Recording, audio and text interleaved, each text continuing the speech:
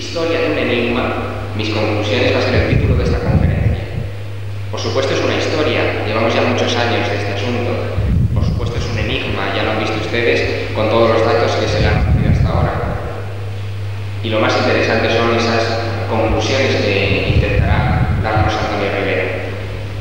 Así que sin más, les dejo ya con esta conferencia, que será sin duda la conferencia magistral de estas segundas jornadas sobre ovnis en binarios. Gracias.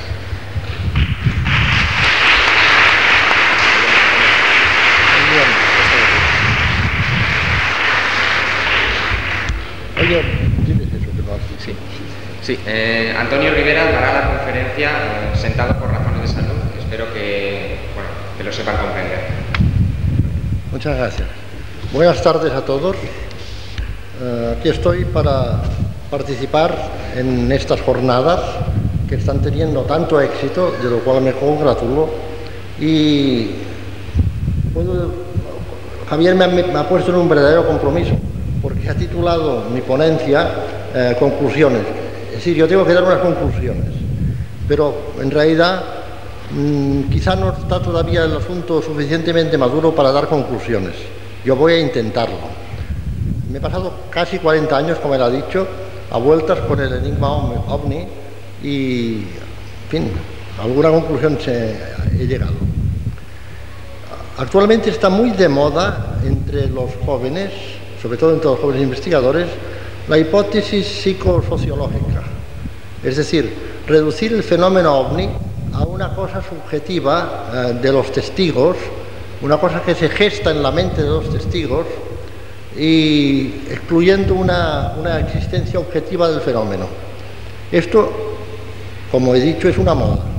Posiblemente pasará porque el fenómeno tiene una existencia objetiva, una existencia fuera de nosotros, indudable, como demuestran las huellas de aterrizaje, los avistamientos por radar, las captaciones por radar, las fotografías, algunas, porque un 10% yo diría que son auténticas, las demás todos son trucajes, y los efectos sobre animales y sobre seres humanos que ya había mencionado uno de estos días en una mesa redonda.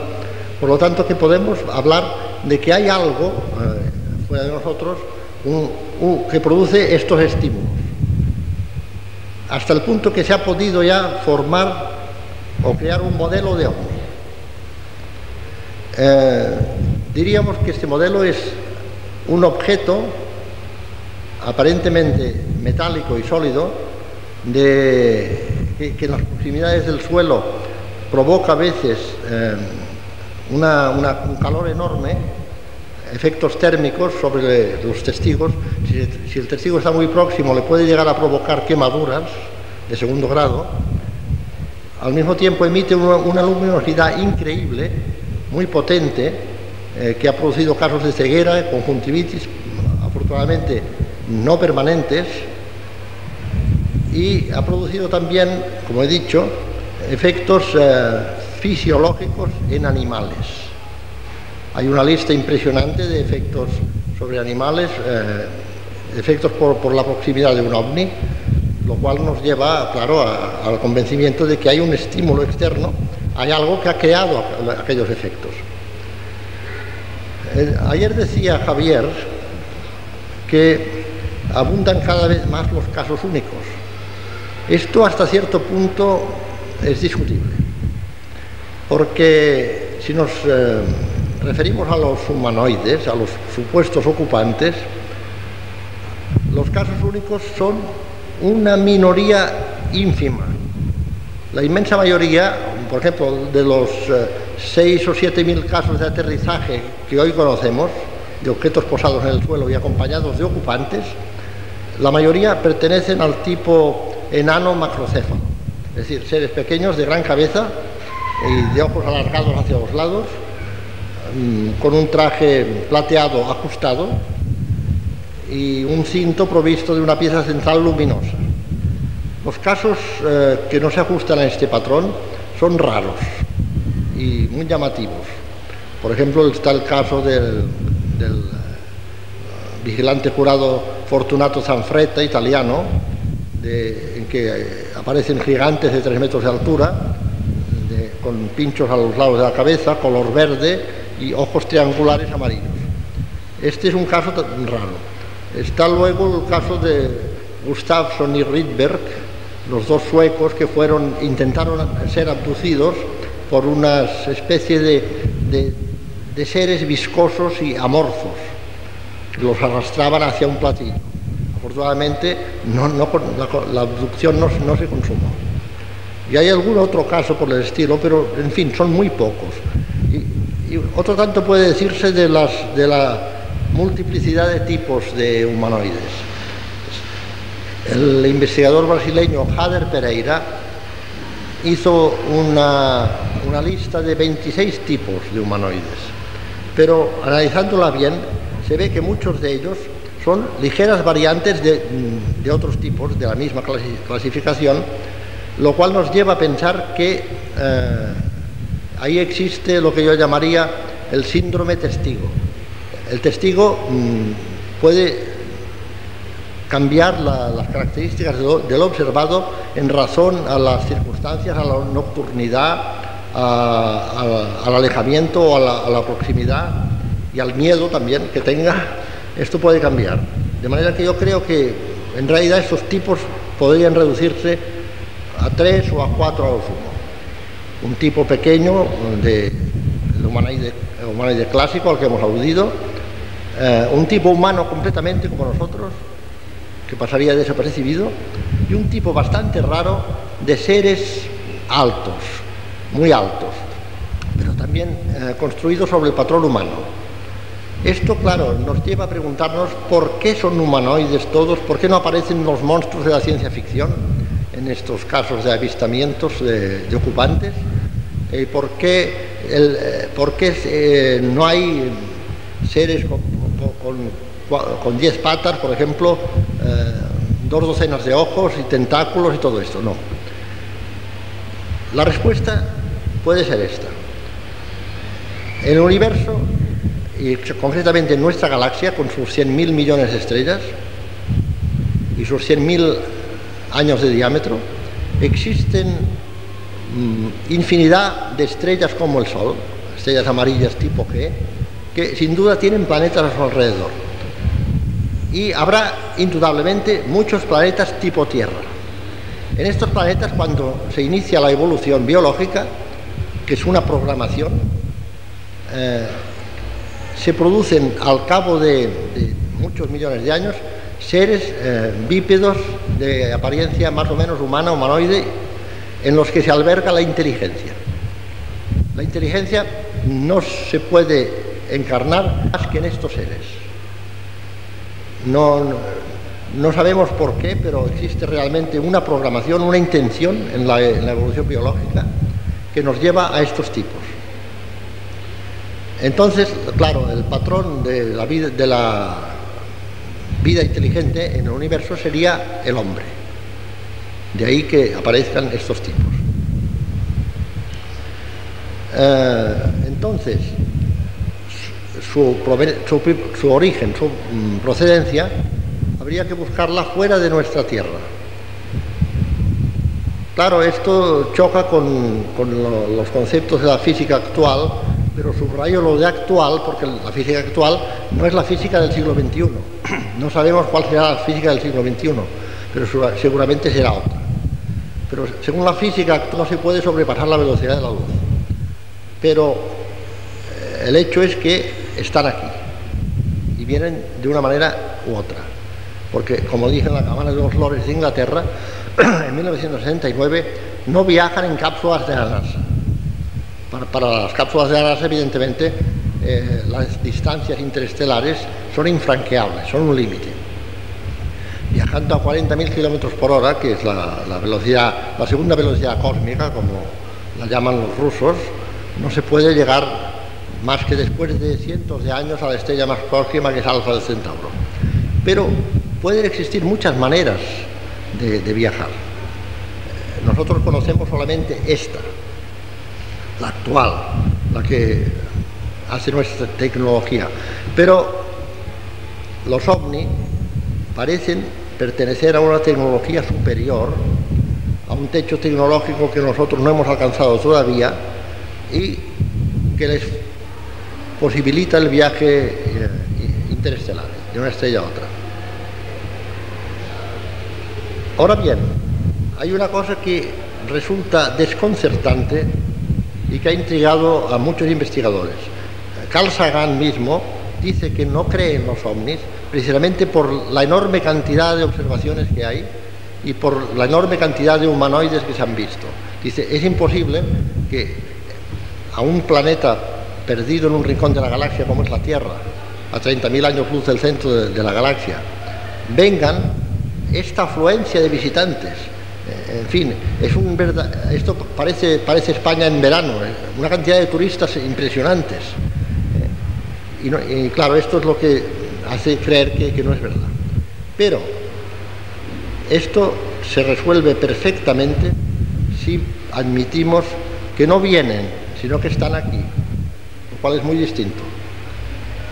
En un tiempo bastante remoto vinieron,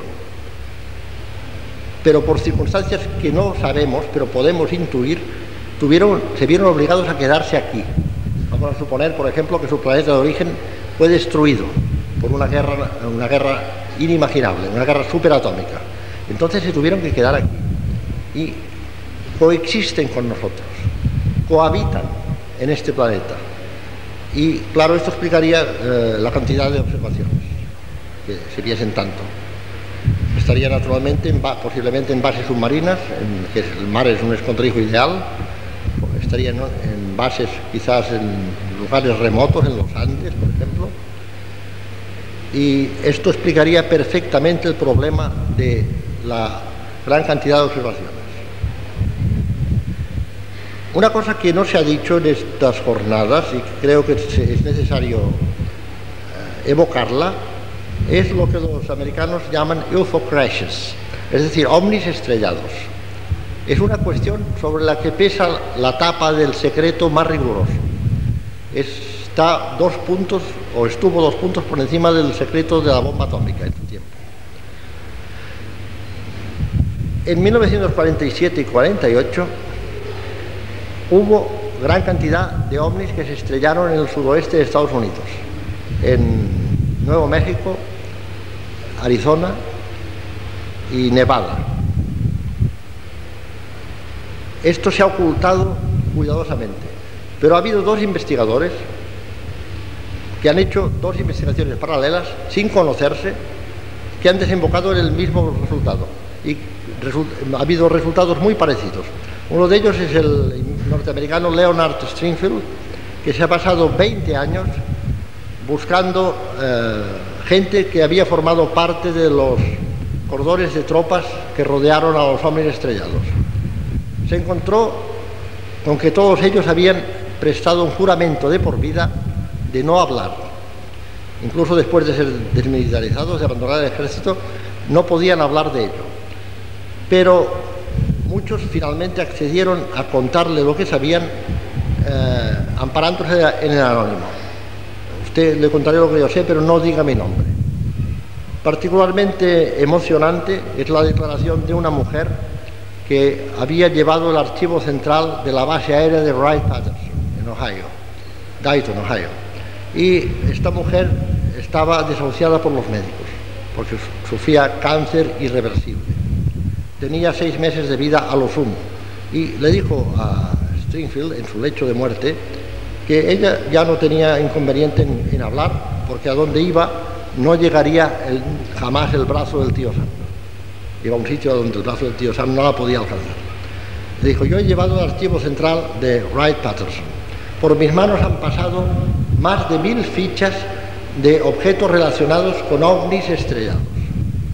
He visto en los corredores de la base a camilleros militares transportando camillas con ruedas en las que había cadáveres de pequeños humanoides. Y esto, dice, como ya me voy de este mundo, no tengo inconveniente en revelarlo. Por su parte, ha habido otro investigador, el francés Maurice Chatelain. ¿Se oye bien esto? Hace un ruido raro. El investigador francés Maurice Chatelain, que trabajó 20 años para la NASA como ingeniero, para que vean ustedes la categoría del personaje.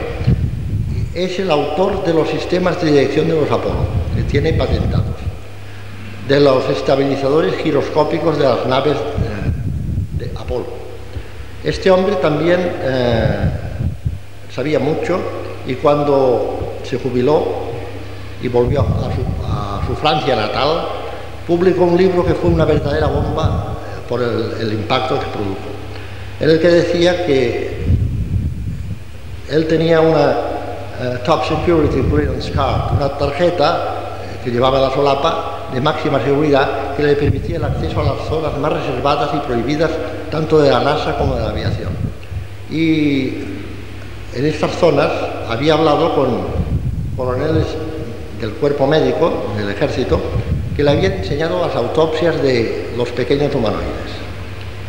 Las autopsias de los pequeños humanoides se las había enseñado, digo, puede usted verlas, puede memorizarlas, pero nada de hacer copias y nada de llevárselas. Y el hombre las memorizó, inmediatamente que volvió a su casa dibujó lo que había visto, y resulta que por su lado Stringfield había hecho lo mismo, y luego, comparando los dibujos, eran extraordinariamente idénticos. Se trataba de pequeños seres de 1,20 metros, de 4 dedos en cada mano, no 5, 4 dedos muy largos, muy finos, manos esqueléticas, huesudas, cabeza completamente calva, muy voluminosa, en forma de pera invertida, ojos, como he dicho antes, alargados hacia los lados. Este tipo se ve muy bien en la película de Spielberg, Encuentros en la tercera fase, y al final de la película aparece. Precisamente el asesor de esta película fue el doctor Hynek, mi amigo el doctor Hynek, el cual se cuidó de que los detalles fuesen muy auténticos. Había estas características: ausencia total de pelo, ausencia de pabellón auricular, de oreja externa, ausencia, y no se asombren, de tubo digestivo, es decir, a la altura del esófago una membrana cerraba el paso más abajo. Había los dos sexos, masculino y femenino, pero únicamente esbozado. No era un sexo funcional, era un sexo embrionario, atrofiado. Entonces todo hace pensar que en realidad se trataba de un cerebro enorme, poderoso, de millones de neuronas, muchas más que las nuestras, y con un sustento biológico que era el cuerpo. Claro, el cerebro solo no se concibe, no podía ir, necesitaba un cuerpo, pero ese cuerpo estaba reducido a la mínima expresión. Y era así, en fin, no había ninguna duda de que esto era así. Y además, otra cosa sorprendente es que todos los pequeños humanoides eran iguales, parecían hechos en serie, porque en realidad estaban hechos en serie, eran clones, estaban hechos por clonación.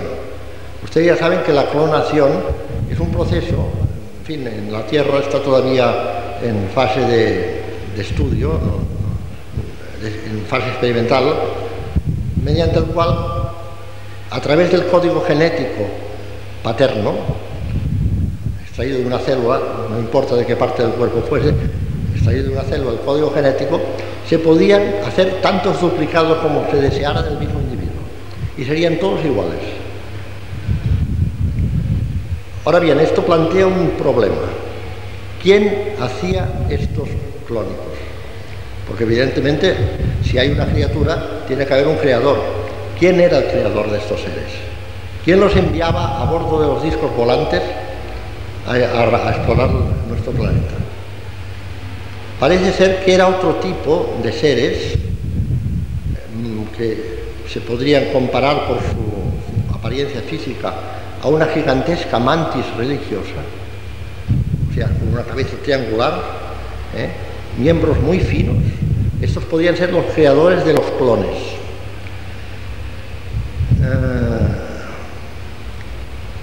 Esto es lo que descubrieron los médicos militares que examinaron los cadáveres recuperados por la aviación y que actualmente aún se guardan en cámaras frigoríficas, en cámaras a baja temperatura o en cámaras criogénicas con nitrógeno líquido a muy baja temperatura en las bases de Wright-Patterson, Andrews y Langley, Virginia. Langley es donde está la cuartel general de la CIA.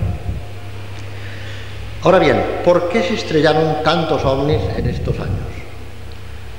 Es muy curioso la respuesta, la hemos tenido después. Porque en la zona que se llama las cuatro esquinas, the Four Corners, que está entre Arizona, Nuevo México, Nevada y Utah, hay un radar que instalaron los militares americanos muy potente, y parece ser que este radar interfería con el sistema de propulsión de los ovnis. Y hasta que no se dieron cuenta de ello y no arreglaron su mecanismo de propulsión para evitar las caídas, se dieron bastantes castañazos. Varios de ellos se precipitaron en el suelo. Por ejemplo, uno muy sonado y que ha sido objeto de un libro por parte de Charles Berlitz y William Moore es el ovni de Roswell, el incidente de Roswell, que ustedes habrán leído sin duda. Al mes justo de la observación famosa de Kenneth Arnold, que es la que bautizó el fenómeno con el nombre de platillos volantes, al mes justo, o sea, en julio del 47, un disco sobrevoló Roswell, en medio de una tempestad eléctrica con un aparato tremendo de rayos y relámpagos y truenos. Parece ser que este disco fue alcanzado por un rayo y perdió parte de su estructura exterior, que cayó en Roswell. Pero aún consiguió seguir volando 200 kilómetros más y terminó por estrellarse en Corona, otra población de Nuevo México. Los 4 humanoides que lo tripulaban fueron eyectados al exterior y permanecieron 4 días a la intemperie hasta que fueron encontrados por las fuerzas de la aviación. Cuando los encontraron estaban muy dañados por los elementos y por los coyotes. Los coyotes los habían devorado en parte. En Roswell lo que cayó eran una gran cantidad de láminas parecidas al aluminio, pero con una particularidad física muy curiosa. Eran indeformables, es decir, se las doblaba y se volvía a su posición inicial. Se intentó cortarlas con tijeras y con cizallas y no se podían cortar, eran durísimas. En ellas aparecían unos misteriosos signos que recordaban al sánscrito. Como entonces no había todavía ninguna norma relativa al secreto, el comandante Blanchard, que era el que dirigía la base aérea de Roswell, como dijo a los periodistas, sí, efectivamente, parece ser que un platillo volante se ha estrellado, eso que ahora llaman platillo volante, se ha estrellado en Corona, que ha dejado caer una gran cantidad de su superestructura en Roswell, y esto se publicó al día siguiente. Bueno, esto alarmó al Pentágono y dieron una reprimenda severísima al coronel Blanchard y le obligaron a retractarse. El hombre no tuvo más remedio que obedecer y salió entonces por primera vez como hipótesis alternativa el globo sonda. Dijo, no, que se estrelló en Corona fue un globo sonda. En fin, es una confusión, nada. Te lo he dicho, nada. Precisamente esto motivó que el general Marshall, que entonces era secretario de Estado, ministro de Estado de los Estados Unidos, creyese oportuno organizar un comité de 12 miembros, compuesto por 6 militares y 6 científicos, que denominó Majestic 12. Este grupo tenía por misión estudiar los ovnis estrellados,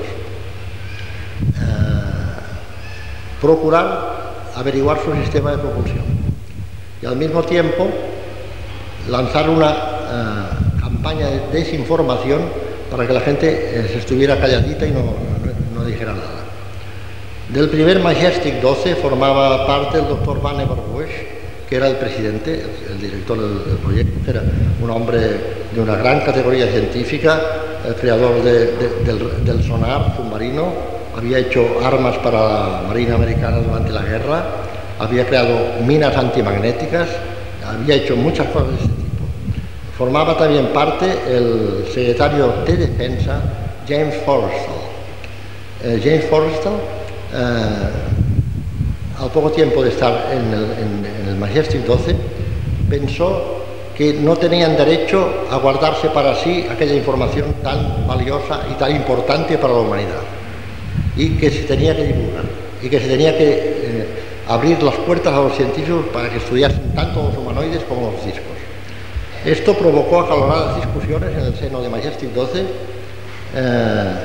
El general Vandenberg, que formaba parte también de Majestic 12 y era, podríamos decir, el ala dura, el halcón, así como Forrestal era una paloma, formaba parte de dos halcones,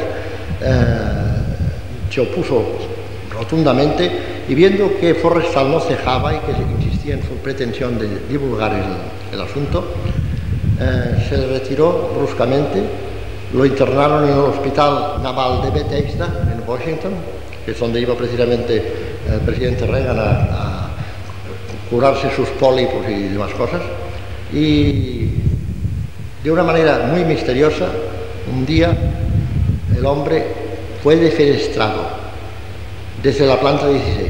En realidad se dijo que se había suicidado por tensión nerviosa y que estaba bajo un gran estrés, pero todo da a entender que fue suicidado.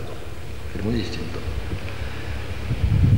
Después del caso de Roswell, en mayo del 48, se produjo otro caso, el de Aztec, también en Nuevo México. El caso de Aztec, como ya estaba Majestic 12 en marcha, se pudo llevar mucho mejor, se mantuvo absolutamente el secreto, así que se notificó que los radares habían seguido el vuelo errático de un ovni que parecía que iba a estrellarse, se localizó el punto de impacto y se mandó un helicóptero que sobrevoló el lugar, y en una meseta rocosa, en un lugar muy agreste, de muy difícil acceso, se vio efectivamente un ovni inclinado unos 18 grados sobre el suelo, un ovni gigantesco de 30 metros de diámetro, y se organizó una operación de rescate, de recuperación. Todo el lugar fue rodeado de alambradas, se compraron aquellos terrenos a los propietarios, a los que habían sido sus propietarios, para que el Estado pudiera actuar con toda impunidad, y se procedió a recuperar los 18 humanoides muertos que iban a bordo, nada menos de 18. El disco estaba prácticamente intacto. Lo pudieron recuperar prácticamente intacto. Fue transportado también por caminos, por carreteras secundarias y en grandes camiones descubiertos, sin barandillas, y cubierto todo el aparato por una lona, una gran lona. Fue transportado a Wright-Patterson. Esto, hubo algunas filtraciones y provocó la aparición de un libro en el año 50 titulado Behind the Flying Saucers, detrás de los platillos volantes, cuyo autor era Frank Scully. Este libro inmediatamente fue desmentido por las oficinas técnicas y de propaganda de la CIA, por ejemplo, y de la aviación. La CIA era un brazo ejecutor de Majestic 12, como eran otras agencias, la agencia, por ejemplo, Nacional de Seguridad y otras, y se dijo que había sido una patraña que no era cierto. Posteriormente, o sea, ahora mismo, hace poco, yo estoy en contacto con ellos, dos investigadores, William Steinman y Wendell Stevens, han decidido revisar este caso, hacer una contraencuesta, y el resultado de esta contraencuesta ha sido un libro muy voluminoso, así, que es apasionante y convincente, hasta el punto de que Steinman consiguió localizar el lugar del impacto y donde aún estaban, 40 años después, las alambradas herrumbrosas que colocaron los militares en 1948. Aún estaban allí, no se molestaron en quitarlas. Y yo he visto fotografías con estas alambradas. Recibieron amenazas, ambos, Steinman y Stevens, y porque claro, se había descubierto una cosa que no se tenía que descubrir. Y entonces, desde entonces acá, Majestic 12 ha tenido, los miembros del primer Majestic 12 han muerto todos, se han ido relevando, se han ido sucediendo. Actualmente sabemos que han formado o forman parte de él Henry Kissinger, el autor el padre de la bomba atómica, Tellman me parece que es, sí. Luego, y no se asombren ustedes, parece ser que el actual presidente de Majestic 12 es el presidente de los Estados Unidos, el señor Bush, el señor George Bush, el presidente de Majestic 12 actual. Pero no es que se haya impuesto la línea que preconizaba Forrestal en los años 40, pero parece que se ha decidido que ya ha llegado el momento de ir informando a la opinión de una manera paulatina, con cuentagotas, sin crear alarma ni pánico. Y sobre todo mediante películas, mediante series televisivas. Por ejemplo, tenemos los encuentros en la tercera fase, por un lado. Tenemos una película que no sé si habrán visto ustedes, pero que es importante, Hangar 18. Hangar 18 habla de los ovnis recuperados y que se guardan en Wright-Patterson. Otra película que también es verdad, en fin, se basa en hechos reales, es la famosa serie V de los lagartos. Por más que les parezca raro a ustedes, les parezca curioso, porque una de las cosas que descubrieron los biólogos y los médicos que examinaron a los seres estrellados, a los seres recuperados, es que así como nosotros somos de la estirpe de los mamíferos, podríamos decir, descendemos de una raza de mamíferos, de unas razas de mamíferos. Nuestro árbol filogenético entronca con los mamíferos más primitivos. Estos seres, pese a su forma humana o humanoide, entroncarían con los saurios. Serían de origen reptilíneo. Parece ser que la piel estaba formada de diminutas escamas, como pudieron probar los científicos, por lo tanto su origen sería distinto al nuestro. Sería una evolución de los saurios, de los reptiles, que terminó en una forma inteligente, como esta.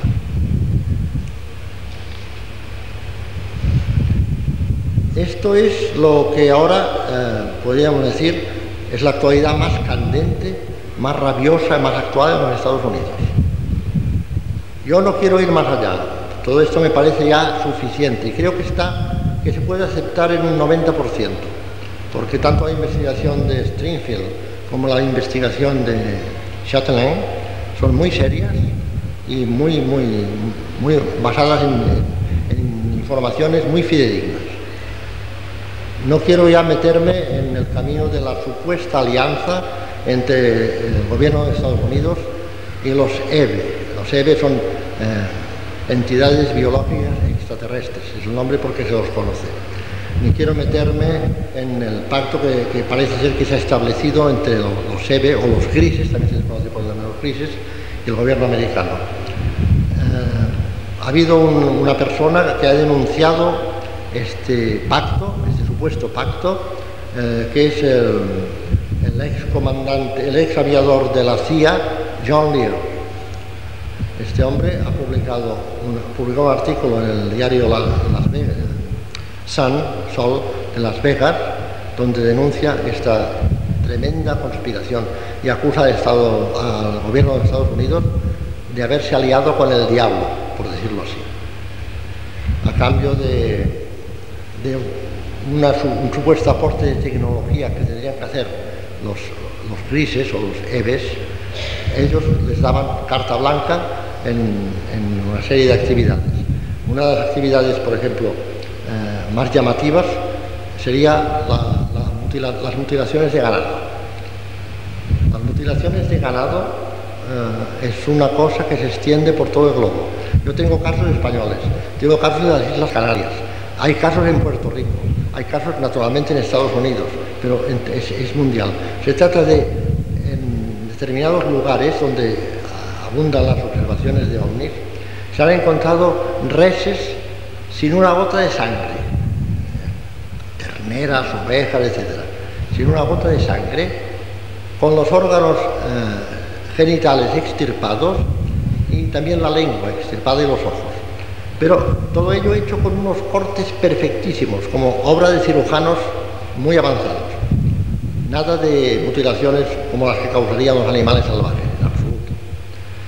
Esto forma parte de la actividad de los EVEs. Parece ser que necesitan sangre, como los vampiros, como subsistencia. Recuerden que he dicho que no tienen sistema digestivo. Entonces, parece ser que absorben la sangre y los enzimas nutritivos, determinadas enzimas y hormonas, por vía cutánea, por impregnación. Es bastante terrorífico, pero es así. Pero aún es más terrorífico si tenemos en cuenta que se han encontrado no solamente ganado con estas mutilaciones, sino seres humanos. Se han encontrado seres humanos muertos, desnudos, sin una gota de sangre y que presentaban estas mismas mutilaciones. Han sido pocos casos, pero con pocos basta. En fin, el panorama no es muy bonito, dijéramos, no es muy atractivo y desde luego se da de puñetazos con lo que nos explican los contactados. Los contactados que nos hablan de seres seráficos, angelicales, que nos vienen a redimir, que nos vienen a ayudar. Esto, en mi opinión, el problema de los contactados, es lo que los ingleses llaman un problema de wishful thinking. El wishful thinking es aquello que se desea que fuese, por ejemplo. Es una cosa que no es real, pero que se desea que ocurra. Muchos contactados, yo los conozco bastante, son personas de muy buena fe y de magníficas intenciones, pero confunden sus deseos con la realidad. Esto no está ocurriendo lo que ellos creen que ocurre. Es más, podría ser que detrás de muchas supuestas apariciones de seres seráficos, angelicales y redentores, estuvieran los otros. Podría ser un engaño, un espejismo creado por los otros. Podría ser muy bien, para alienar a determinadas personas. Recuerdo un libro de Jacques Vallée que no ha sido traducido en español, que se llama Messengers of Deception, mensajeros del engaño. Dice que son maestros en el engaño. Desde luego, parece ser que sí. Por otra parte, en una época como la nuestra, en que hay una crisis religiosa profunda, en que las creencias de nuestros mayores ya no atraen a la juventud, en que los templos están semi vacíos, es natural que esta necesidad de fe que tiene el ser humano, porque existe, se haya cristalizado en la adoración de unos seres, al parecer, unos seres superiores venidos de las estrellas, venidos del cosmos. Pero en cambio lo que sí parece que es real y muy real son las abducciones. Las abducciones, si ustedes miran el diccionario, verán que es una palabra que tiene 4 sentidos. Uno es médico, no, creo que es la ablación de un órgano. Otro es militar. Otro es jurídico, que es el que nos interesa.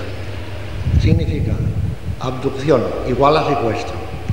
Todos estos secuestros que se producen periódicamente en nuestro país y en el mundo, desde el punto de vista jurídico, son abducciones. Y es un término que los ufólogos hemos adoptado para denominar el supuesto secuestro de seres humanos por presuntos extraterrestres. Miren ustedes que soy tan cauto como el Ministerio del Interior. Nadie es culpable de nada. Todo el mundo es supuesto o presunto mientras no se demuestre lo contrario. Aunque todo el mundo sepa que este señor es terrorista, pues no es un presunto terrorista.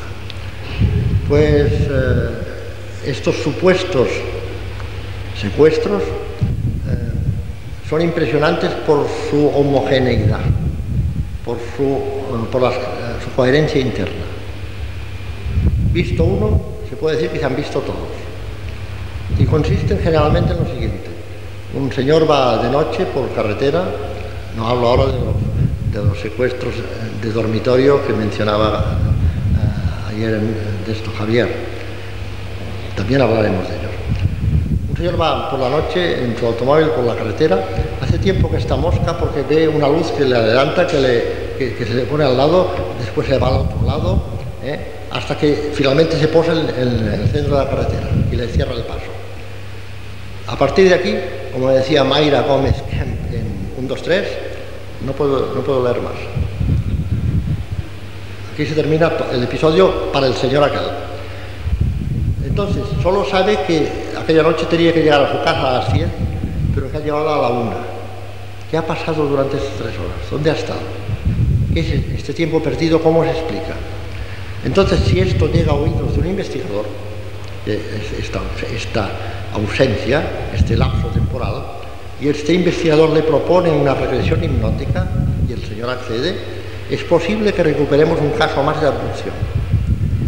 Y ahí es donde la cosa ya es monótona, porque resulta que de aquella luz posada del centro de la carretera surgen unos pequeños seres, el señor quiere huir, no puede abrir la puerta, está como paralizado, y entonces lo sacan del coche y se lo llevan muchas veces a rastras, muchas veces flotando, sin tocar el suelo, se lo llevan al interior de una nave, donde él ve primero lo que se llama la cámara de mando, entre comillas, que es una cámara llena de estos paneles llenos de palancas y de lucecitas, consolas, unas pantallas que el testigo compara muchas veces a la televisión, a las pantallas de televisión, y luego se le pasa a una cámara contigua de aspecto clínico, de aspecto muy aséptico, donde en el centro hay una mesa, una cama parecida a las de los quirófanos. La luz parece venir de todas partes y de ninguna parte. No se ve la fuente luminosa. Todo está bañado en luz. Una vez allí, a este hombre o esta mujer, porque hay casos de hombres y mujeres, lo tienden sobre la mesa y le efectúan un detalladísimo reconocimiento físico, con toma de muestras de líquidos orgánicos, de pelos, de uñas, de cabellos, y finalmente se realiza la operación que yo creo que es la finalidad de la abducción. Se le implanta un microaparato, generalmente por las fosas nasales, en el cerebro, a veces por la nuca. Yo recuerdo que estuve hace unos años con el policía americano Herb Schirmer, el cual me dijo, toque aquí, verá. Y le toqué y efectivamente tenía un bultito, donde le habían implantado el supuesto aparato. Aunque se les ha efectuado escáneres a muchos de ellos, no se ha detectado nunca nada. Hemos de suponer que o bien se trata de un microaparato verdaderamente micro, o que ha sido reabsorbido, no lo sabemos, pero no se detecta. Entonces este señor, una vez le han hecho estas maniobras, es devuelto al exterior y no recuerda nada. Se encuentra en su coche y dice, ¿yo qué hago aquí parado? ¿Qué es esto? Bueno, sigamos. Y es cuando llega a su casa con 3 o 4 horas perdidas. Esto ha ocurrido conocemos cerca de 1000 casos. Pero yo sospecho que, como en los encuentros cercanos del tercer tipo, el humanoide y el ovni posados en tierra, es la punta del iceberg. Y hay muchísimos más. Por definición tiene que haber más, porque si el individuo no recuerda lo que le ha ocurrido, habrá muchos por ahí que han sido abducidos y que no lo recuerdan y que nadie se ha enterado. Cuando son sometidos a hipnosis, y ellos antes dicen, sí, yo recuerdo que sí, que me dijeron que tenía que hacer algo, que me dieron una orden. Yo he hablado con varios que me lo han dicho esto, lo mismo. Entonces se intenta averiguar qué es esta orden. Pero amigos, de aquí no se pasa. Esto está bajo 7 sellos y 7 llaves. Porque el hipnólogo tropieza con una verdadera barrera. No se puede averiguar esto. la misión que le han encomendado no se puede averiguar. Ahora hablemos un poco del abducido. ¿Qué tipo de persona es? Yo he conocido a docenas de ellos, algunos de ellos muy profundamente, y con algunos de ellos han nacido una verdadera amistad. Es curiosísimo porque obedecen todos, se ajustan todos al mismo tipo humano. Son hombres o mujeres jóvenes. Ya se han pasado estos hombres, muy bien. Son hombres y mujeres jóvenes,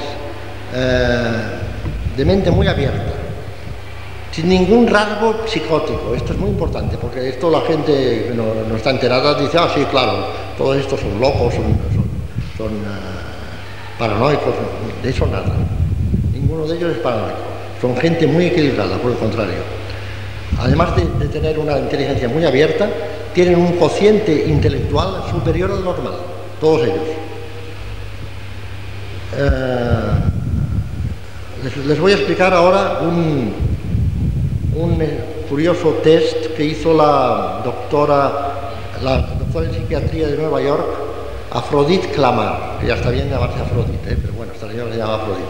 Afrodite Clamart. A la doctora Clamart le fue el doctor Hynek con 9 personas, no sé qué proporción de hombres y mujeres había, todos los cuales parecían haber protagonizado una experiencia de abducción. Y sin decírselo, no se lo dijo, le pidió que les hiciera un test psicométrico a todos ellos. La doctora Clamart pensó que quizá era una cosa de tipo laboral, que quería emplearlo en su organización, no sabía, y se lo hizo. Y cuando le dio los resultados al doctor Hynek, le dijo, mire doctor Hynek, es muy curioso, usted me ha traído una serie de personas que parecen hermanos gemelos todos. Hombre, ¿por qué? Sí, todos tienen estas características, las que yo les he descrito. Pero además, y esto es muy importante, todos ellos presentan al nivel subconsciente muy profundo un trauma que yo compararía al de la violación en las mujeres. Es decir, las mujeres que han sido violadas presentan este trauma a nivel subconsciente. Es decir, ellas no son conscientes de que tienen ese trauma. Y estos tampoco eran conscientes de que tenían ese trauma. Porque en realidad la comparación se puede establecer. Habían sido violados en su intimidad más profunda, en su mismidad, como diría el profesor Sencillo. Habían sido violados en su ser, en fin. La abducción es una cosa que se realiza contra la voluntad del abducido y por lo tanto provoca un trauma. Y solamente entonces el doctor Hynek le dijo la verdad a la doctora Hynek, a la doctora Clamart. Mire usted, le dijo, es que estos señores parece ser que han sido llevados a bordo de una nave extraterrestre. La doctora Clamart se cayó de la silla y creo que entonces les hizo un análisis complementario.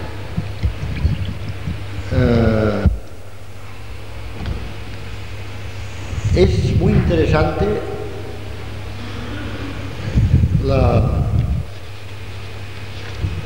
el hecho de que se estén produciendo este tipo de abducciones que van increciendo. En los últimos años han aumentado. A partir de la ya clásica abducción de Barney y Betty Hill, el famoso matrimonio mixto americano en el año 61, que fueron de los primeros en ser abducidos, ha habido un aumento, un incremento. Claro, esto los relativamente escépticos o los partidarios de la hipótesis sociológica dicen, claro, es natural, después de esta abducción que fue muy divulgada por los medios de información, esto ya está en el inconsciente colectivo de la humanidad y todo el mundo pues, puede revivir un episodio parecido. Bueno, pero yo me digo, si un camionero argentino, un cazador de Estados Unidos y un matrimonio inglés te explican exactamente lo mismo, que han sido abducidos todos ellos, te explican lo mismo, casi con las mismas palabras, es muy extraño, porque si fuese una cosa producto de la fantasía, como les gusta creer a estas personas, a los escépticos, te darían unas descripciones completamente dispares. No tendría nada que ver, donde intervendrían monstruos del tipo de la ciencia ficción, pero no, siempre son los pequeños humanoides de gran cabeza los que están haciendo esto. Entonces, la hipótesis alternativa es que el subconsciente colectivo de la humanidad, aquel subconsciente colectivo del que nos hablaba Jung, Carl Gustav Jung, está generando nuevos arquetipos. Pero claro, estos arquetipos son bastante complicados, porque una cosa es el mandala, como saben Jung en su libro Über Dinge, das im Himmel gesehen werden, sobre cosas que se ven en el cielo, decía que el disco era una imagen arquetípica de la divinidad y es el que creaba las observaciones de hombres. Pero que aquí no es una imagen arquetípica, no es una imagen sencilla como es un disco, sino que es un pequeño psicodrama. Lo que está ocurriendo es un pequeño psicodrama, una pequeña historia. Y esa historia se repite siempre en todos sus detalles. Ya es demasiado, ya es demasiado, como dicen en Madrid, que esto sea un arquetipo. Menudo arquetipo. Entonces, hemos de creer, como yo creo, sinceramente, que son episodios reales. Están, por si no fuera bastante este argumento, están las cicatrices que muchos abducidos presentan en el cuerpo. Y también es muy significativo que todos ellos se ajusten a este patrón que hemos dicho antes, de personas jóvenes y sencillas. No conozco ninguna abducción de un médico, de un ingeniero, de un abogado, no. Solamente está gente joven y sencilla, porque quizás en ellas se puede escribir como en una pizarra en blanco. En cambio, en una mente llena de trastos, de cosas, no podrían escribir. En realidad, yo tengo la impresión de que están creando una quinta columna. Ustedes conocen la expresión quinta columna, que fue acuñada en la Guerra de España precisamente, cuando 4 columnas al mando del general, me parece que era Odet, confluían sobre Madrid. Entonces se dijo que Madrid caería por las 4 columnas nacionales de Franco que confluían, más la quinta columna del interior, que eran los partidarios de Franco, que en su momento se levantarían. Entonces yo creo que aquí estamos asistiendo a la creación de una quinta columna. Y de ahí que no quieran de ninguna manera, si bien no les importa que se descubra la abducción mediante la hipnosis, lo que no descubren de ninguna manera es esta última finalidad que está oculta en lo más profundo del consciente. Eso no lo quieren descubrir, no permiten que se descubra. Hay un investigador norteamericano, el doctor Leo Sprinkle, que ha hecho unas 400 hipnosis a abducidos. Es quizá la persona que sabe más sobre este aspecto del fenómeno, el cual es muy optimista, es un optimismo que yo comparto con reservas. Dice, no, lo que están haciendo es crear ciudadanos cósmicos. A mí me gustaría mucho que fuese así, pero no lo veo tan claro, lo veo bastante vidrioso. Más bien me temo que sea otro tipo de ciudadanos que están creando. Bien, esto es todo, esto es más o menos lo que podría decir. Bueno, sí hay una cosa que mencionó ayer Javier y que también quiero hacer alusión a ella. Habló del airship, de la nave aérea que se vio en 1896-97 sobre todos los Estados Unidos, de preferencia en el sudoeste. Esta nave aérea, y esto Javier no lo dijo, coincidió matemáticamente con una mínima distancia Marte-Tierra, la fecha en que se produjo. Estas son coincidencia de oleadas de ovnis que se han dado, de 1947 acá se han dado 12 grandes oleadas, han coincidido siempre con oposiciones de Marte. Cada vez que Marte ha estado más cerca de la Tierra, es decir, esto es Marte, esto es el Sol, esto es la Tierra y esto es Marte. Cada vez que los 3 cuerpos han estado alineados, alrededor de esa fecha, ha habido una oleada de ovnis. Esto ya descarta la casualidad. Es un factor que hay que tener en cuenta porque el público en general no sabe cuándo Marte está más cerca de la Tierra. Se han llegado a compilar unas gráficas interesantísimas en que hay unas crestas regulares cada 26 meses. Las apariciones de Marte tienen lugar cada 26 meses. Pues cada 26 meses hay una cresta exponencial de unas 10 veces superior al normal, a lo que se llama el ruido de fondo. El ruido de fondo son las observaciones que hay constantemente de ovnis, pero de repente se disparan y hay una cresta de 10 veces superior a la normal. Y esto ocurre cada 26 meses y coincidiendo con posiciones de Marte. Precisamente buceando en la prensa española atrasada, yo descubrí que la península ibérica había tenido su oleada, una oleada que pasó prácticamente desapercibida, en la primavera de 1950, marzo-abril de 1950, coincidiendo matemáticamente con una mínima distancia Tierra-Marte. Yo esto lo doy aquí como un hecho estadístico, como un hecho comprobable, por ustedes mismos pueden comprobarlo si quieren acudiendo a colecciones de periódicos atrasados, pero está ahí. ¿Quiere eso decir que los que nos visitan, o que vienen o están aquí, tienen a Marte como origen? Yo no voy más allá que de constatar este hecho. Soy prudente. Marte podría ser también una estación de paso, podría ser una base. Pero el hecho existe. Tenemos la oleada del 96-97, una oleada de 1909 que desenterró Jacques Vallée, coincidiendo también con la posición de Marte, la oleada española del 50, la oleada francesa del 54, antes había otra en el 52 que abarcó todo el norte de África, grandes oleadas en el 65 coincidiendo también con la posición de Marte, en el 73, que se llamó hasta el año de los humanoides, por la proliferación de observaciones de humanoides en Estados Unidos. Esta oleada tuvo lugar en octubre del 73. La oposición de Marte tuvo lugar en octubre del mismo año, octubre del 73. Todo esto, para mí, se enciende una lucecita roja y hay que tenerlo en cuenta. Está pasando algo. De manera que